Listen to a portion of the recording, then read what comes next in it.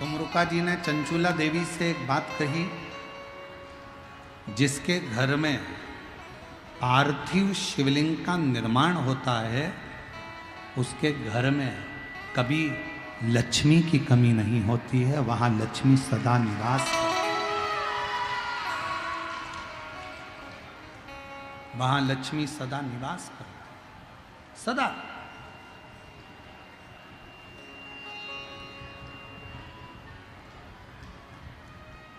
और मेरी जीजियों, जितनी मेरी बेटियां बैठी हैं, माताएं बैठी हैं, मेरे भाई जितने बैठे हैं, जितने मेरे जीजी बैठी हैं, जितने मेरे जीजा बैठे हैं, उनसे निवेदन करूंगा, महीने में, 2 महीने में, 4 महीने में, 6 महीने में ऐसा नियम बनाओ कि मिट्टी अपने गमले में से लेकर, भले गमले के अंदर ही शिवलिंग का निर्माण कर लो, उसकी पूजन कर लो, दिया लगाकर, जल चढ़ाकर बाबा से प्रार्थना कर लो और उसी मिट्टी को वहीं गमले में ही विसर्जन कर।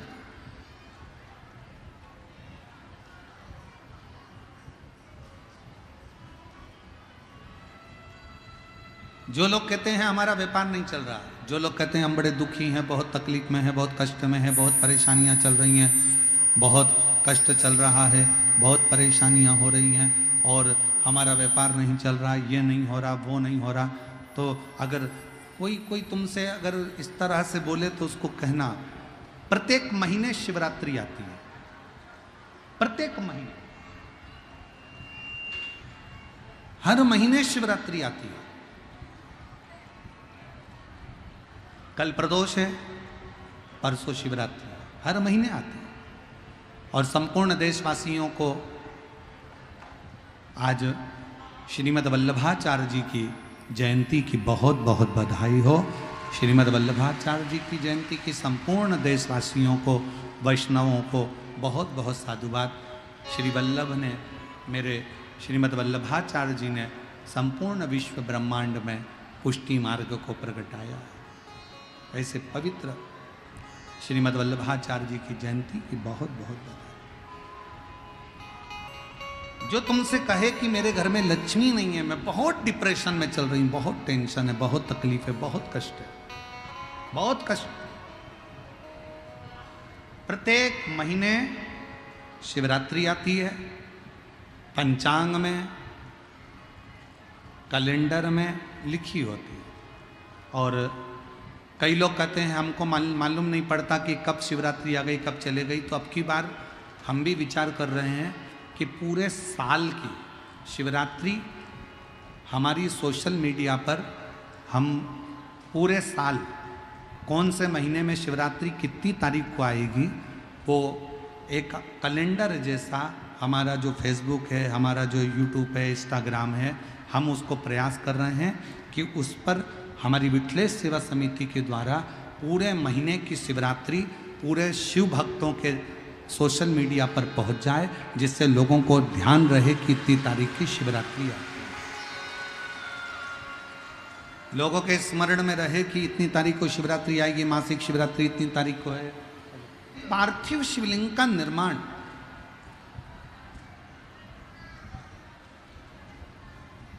पार्थिव शिवलिंग का निर्माण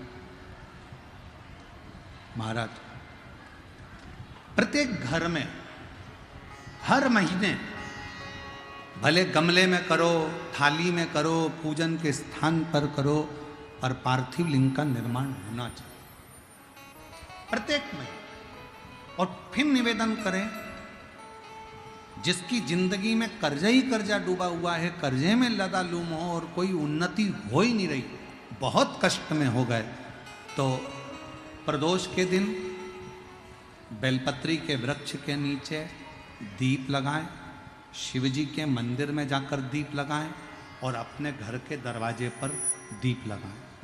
प्रदोष के दिन बेलपत्र के वृक्ष के नीचे लगाया गया दीपक, शिव मंदिर में लगाया गया दीपक और अपने दरवाजे पर लगाया गया दीपक, ये तीनों जब एकाग्रित भाव से दीप लगाए जाते हैं तो ब्रह्मा विष्णु महेश हमारे कार्य की सफलता देते ही हैं, उसमें अटकल नहीं है, उसमें तकलीफ नहीं है।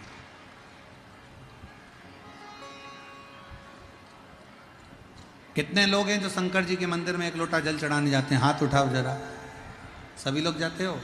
रखो रखो रखो रखो। क्या कहते हो बाबा को जाके? शिव जी के मंदिर में जब जल चढ़ाने जाते हो तो क्या कहते हो?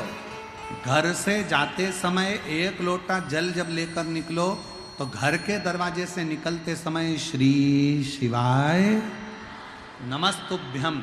मंदिर में जब प्रवेश करो तो श्री शिवाय नमस्तुभ्यम। और शंकर जी को जब जल चढ़ाओ तो अपने बाबा को अपने दिल की बात, बाबा मैं आपकी बेटी हूँ, बहुत कष्ट है बाबा, ये तकलीफ है बाबा, बाबा आप ये कार्य कर दीजिए। शिव को जल चढ़ाते समय और जलाधारी का स्पर्श करो, जलाधारी का स्पर्श करो और बाबा से विनय करिए, हम तो बाबा के भरोसे। भगवान शंकर और पार्वती नंदी पर बैठकर सामने से आ रहे थे, नीचे उतरे। पार्वती जी ने एक बूढ़ी का रूप लिया, सिर पे लंबी सी बिंदी, नासिका से लेकर शिखा तक मां पार्वती के सिंदूरा भरा हुआ था। शंकर भगवान एक बूढ़े का रूप रखकर सिर पे पाग बांधकर साथ में एक गौ माता को लेकर, बहुला को लेकर, गाय को लेकर पहुंच गए।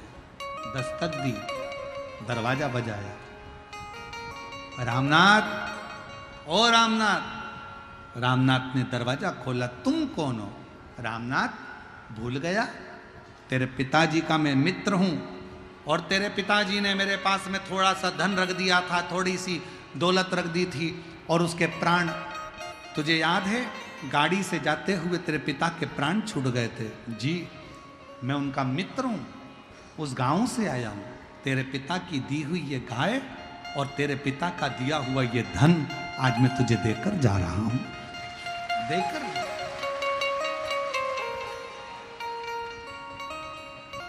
ये तेरे पिता ने दिया था, मेरे पास तो रखा हुआ था और मैं तुझे देकर तुझे दे। अरे कितनी, जरा विचार करिएगा। एक नियम, अगर आपने पार्थिव लिंग के निर्माण का बना लिया, पार्थिव शिवलिंग के निर्माण का यदि एक नियम बना लिया कि प्रत्येक महीने की शिवरात्रि पर मुझे पार्थिव लिंग बनाना है, पूजन करना है। मैं बहुत दुखी हूं, बहुत कष्ट है, बहुत बीमारी है, घर में 1 रुपया नहीं है, कर्जे में लदालुम हो गई। 2 महीना, 3 महीना, 4 महीना अगर सच्चे मन से बाबा का विश्वास के साथ अगर पूजन करा है तो 5वें महीने में तो बाबा धन देकर ही मानेगा, वैभव देकर ही मानेगा, आपके हृदय की बात सुनकर ही रहे।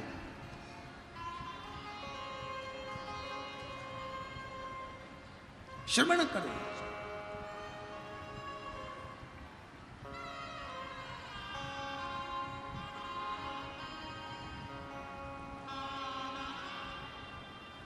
जयपुर की भूमि पर जब 1 मई से 7 मई तक कथा होगी, दोपहर में 1 बजे से 4 बजे तक विद्याधर नगर स्टेडियम में, जब जयपुर के लोग और आसपास के लोग कथा सुनने आएंगे और आप लोग टीवी पर जब कथा सुनेंगे तो उसमें एक प्रसंग सुनिए। उसका एक प्रसंग है, शिवजी पार्वती जी को लेकर शमशान की फेरी लगा रहे थे, शमशान घूम रहे थे, शमशान महाशमशान में घूम रहे हैं, काशी में घूम रहे हैं।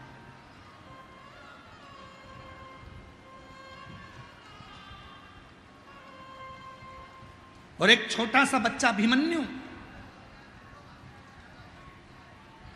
काशी के घाट पर बैठा हुआ अपनी मां के लिए रोता है, अपनी माता के लिए रो रहा है।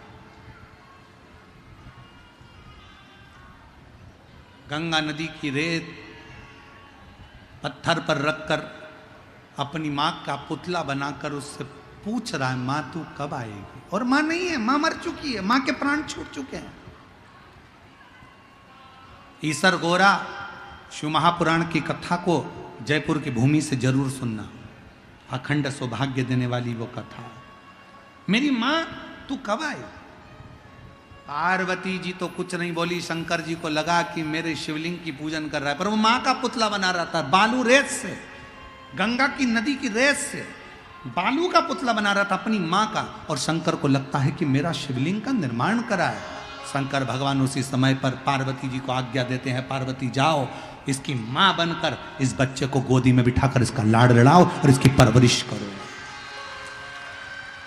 पार्वती जी कहती हैं ईश्वर जी से, गोरा जी कहती हैं कैसी बात करते हो भोलेनाथ, ये अपनी माँ का पुतला बनाया और तुम कह रहे हो कि शिवलिंग? कुछ भी हो, मिट्टी का ढेला बनाया है, मतलब मेरा शिवलिंग का निर्माण करा है। अब मेरी इस मूर्ति का उसने निर्माण करा, इसलिए इसका लालन पालन तुम्हें करना पड़ेगा। पार्वती जी उसकी माँ का रूप रख कर जाती हैं, गौरा उसका मुख माँ का रूप रख कर जाती हैं और बच्चे का, अभिमन्यु का पालन पोषण करती हैं। बच्चा जब बड़ा हो जाता है तब माता उसका सारा वैभव देकर, संपदा देकर पुनः कैलाश धाम पर आकर विराजमान हो जाती हैं। वो ईश्वर जी और गौरा जी की कथा।